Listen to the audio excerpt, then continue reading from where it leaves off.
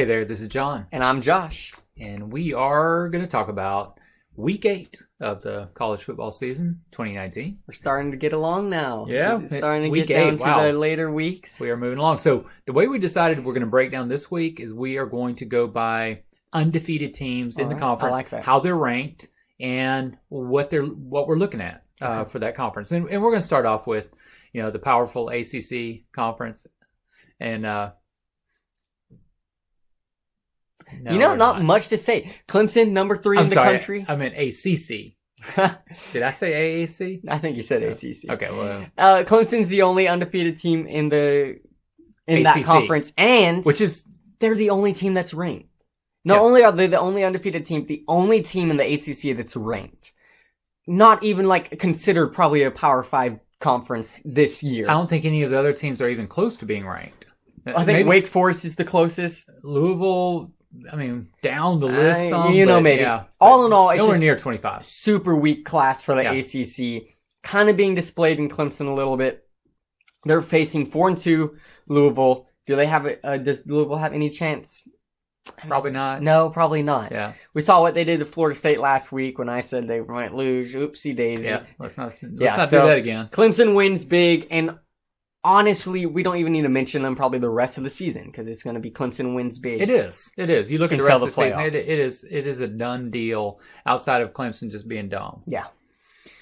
Be dumb, Clemson. Go ahead. So now let's talk about the Big Ten. Big Ten has a few ranked and undefeated teams in it. The strongest conference right now. Right now, they do have some of the more powerful teams. Yeah. A lot of things are going to change as the season goes on. Absolutely, and most of them have to face each other. They have to face each other. That's exactly right. So let's start off with number 4, Ohio State. They're going to face a 1-4 Northwestern. It's a Friday night game. Northwestern, they're known for pulling something out of their hats. Of the upsets, but 1-4, they're struggling even more than they usually do this year. That's right. I think Ohio State rolls. I think they roll Fields as well. has a phenomenal day. Has a field day. Ohio State wins. Yeah, and then we have number 7, Penn State. They're going to host Michigan, who is currently 5-1, and they're also ranked number 16. This is interesting to me. Is this game day? Yes, for sure. I thought the game is at Michigan. That changes things too, and just the Michigan environment. That's the biggest stadium in the country. Do they have a chance? I don't know. Can Harbaugh pull something out of his sleeve? He traditionally struggles against ranked opponents. Yeah, but is Penn State even that formidable in your mind? In my mind, they've done well. I think the comparison game we have for both of these teams is against Iowa. They both beat Iowa. Yeah. And it was both sloppy performances. Yeah. Michigan beat them 10-3. Penn State beat them 17-12, I think. Yeah, I think so. For sure Michigan's going to have to be on their game to win this one, but it might be a close one. I could see Michigan winning. Yeah. I'm not calling it. I don't know who's going to win, but I could see Michigan winning. Okay. Then we have the Golden Gophers. How are they undefeated? They're number 20 in the nation right now. They're undefeated and they're number 20. So that shows who they played. Yeah. And so they're going to be facing 1-5 Rutgers. So chances are Minnesota's going to be walking away with another W. Good for them. I can't wait till they face someone and maybe beat them. That would be so awesome. It would be fun. Go Gophers. Yep. Go Minnesota. Then we have number 6, Wisconsin, the super defense team. Yeah. They're going to be facing a 2-4 Illinois. It's another easy roll for Wisconsin. It could be another no score for... Oh, yeah. Hopefully, let's see if they can go 5-7 with keeping opponents shut out. We're all just... Honestly, with the Big Ten, we're all just waiting for the Wisconsin-Ohio State matchup, whether or not we get that. We are. Is it a regular season game? I don't know. I can't remember. Either way, check on that, and I'll put they'll it on probably the screen end up facing right each other eventually, and I'm excited for it. Yeah. And Wisconsin looks good. They're probably my favorite team in the Big Ten right now. Not necessarily skill-wise.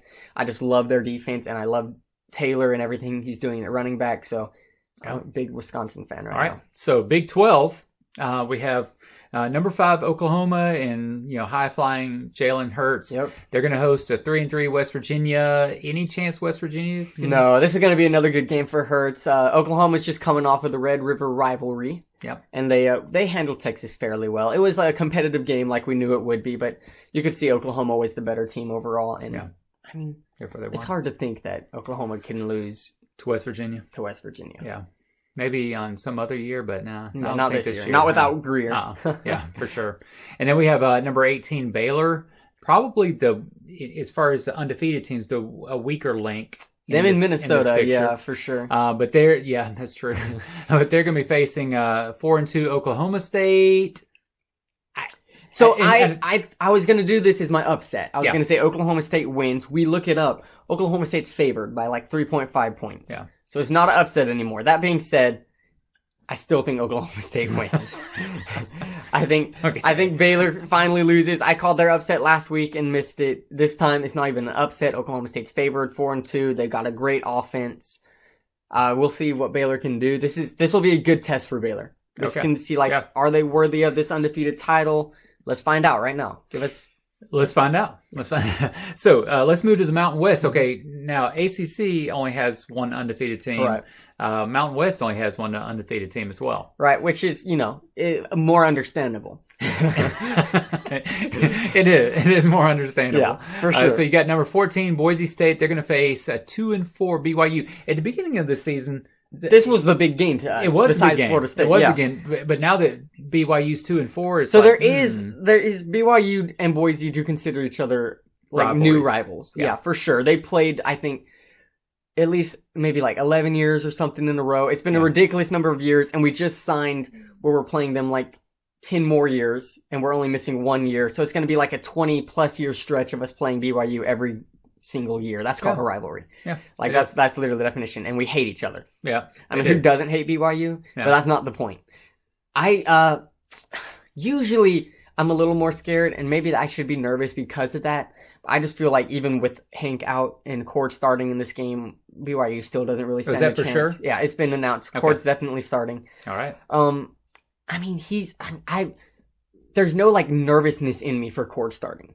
Like he's a great quarterback. I know what he can do. He seems to be confident, knows what he's doing. And can BYU do anything against our defense? Don't think especially so. with the third string quarterback. I really don't think so.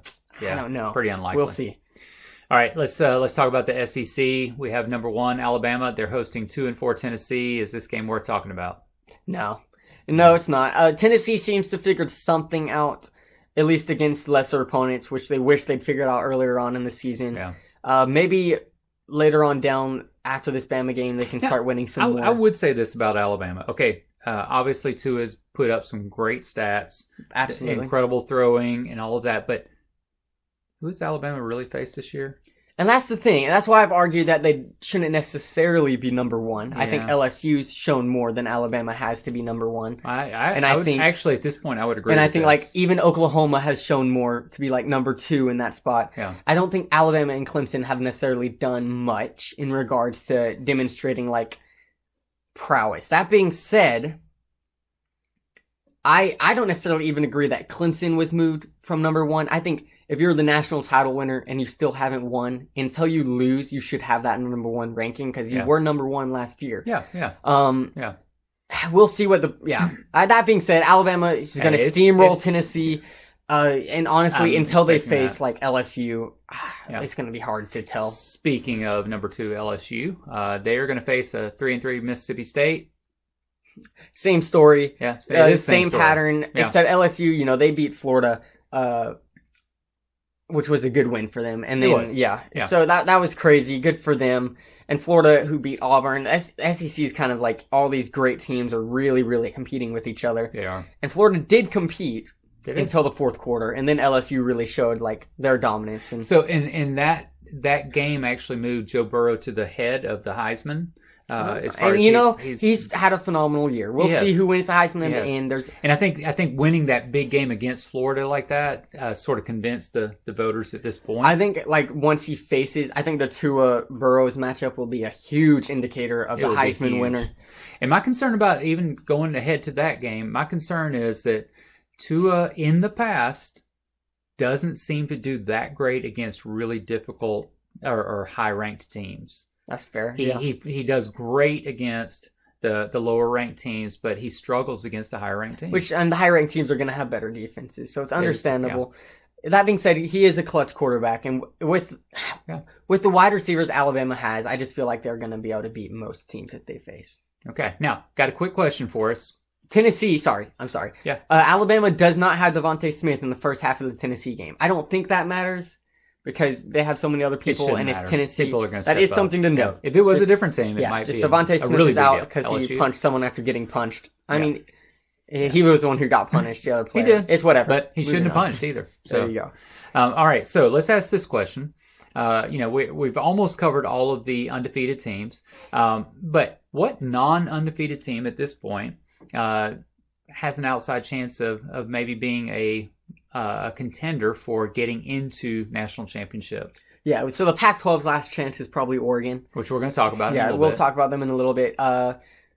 We'll see if a one-loss Oregon team, especially now that Auburn already lost, and Auburn's probably going to slip up a couple more games by the end of the season. Possible. That'll make Oregon's beginning loss look a little worse.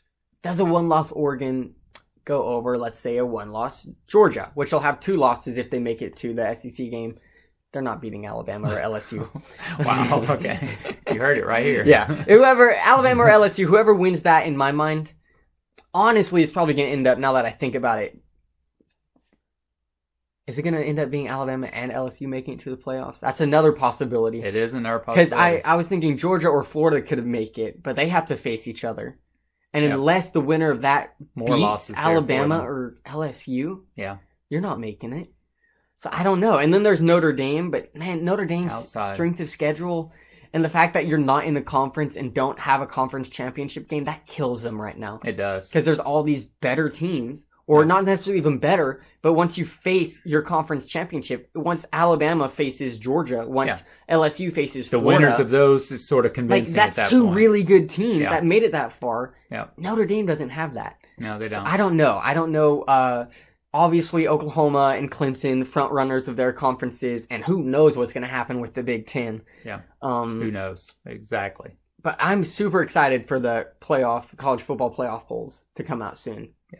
That'll kind of start indicating like what the actual positions of teams are, and that's the only poll that actually matters. You know, It is true. who knows? They should be listening to us, but okay. So we talked about those are some of the non-undefeated teams that have a loss. Pac-12. There's definitely an interesting game. It's a ranked game coming up for sure. this weekend, and it's going to be number 17 Arizona State going to be playing number 13 Utah. No, Utah arguably in their mind probably also has playoff hopes. They're like, we have one loss. If they go down, they beat Oregon, win the Pac-12. Maybe they still have a chance. Maybe. I do think Utah wins this game. Yeah. Likely, Arizona State's yes. only loss, I think, is to Colorado. Who did Utah? And Utah's only lost USC, I think. Yeah. They're both good teams, but I are. do think They Utah are. wins, especially at home. Yeah. All right. And that's going to we're going to stay in the Pac-12, but we're going to go ahead and move into your upset picks for this week. 0-4 in the past 2 weeks, but I feel decent about both of my upsets here. All right. Starting with the Pac-12. Speaking of the Pac-12's, one of their playoff hopefuls is number 12 Oregon. And they're facing at home number 25 Washington Huskies. Who's This 5-2. huge for both of these teams. Yes. Huge. Yeah. Oregon has to win if they want to stay relevant. Washington has to win just because they've already lost 2 games this season. They're looking bad. They This can't is a afford team- to lose another Yeah, game. they really cannot afford can't. to lose another game. This is disastrous for Washington to Absolutely. lose this one. I think Chris Peterson rallies his team. Washington's defense big is rally. arguably better than some of the teams Oregon has faced so far. Washington wins. Okay, Yep. Washington wins. Now, the one of the conferences we didn't mention, and it's because we don't mention this conference very often, No. is the AAC. They do have an undefeated team. Yeah, and then Cincinnati's also ranked in that conference, so they have those 2 teams for them. That's true. That's true. So you have number 19 SMU. They're going to host 5-1 Temple. I'm calling this an upset as well. Temple's done relatively nice so far this season. Their only loss is to Buffalo, where they really just kind of, I don't know what happened. It was after beating Maryland, and Maryland was ranked at that time. Temple was hyped. They were excited. Sort of a collapse. Yeah, it was just kind of a collapse. But I think Temple is good enough to beat SMU, and I think they will. All right. Yep. So you heard it right here. Yeah. So that's what we're looking at for week 8. So join us when we talk about the results of this game.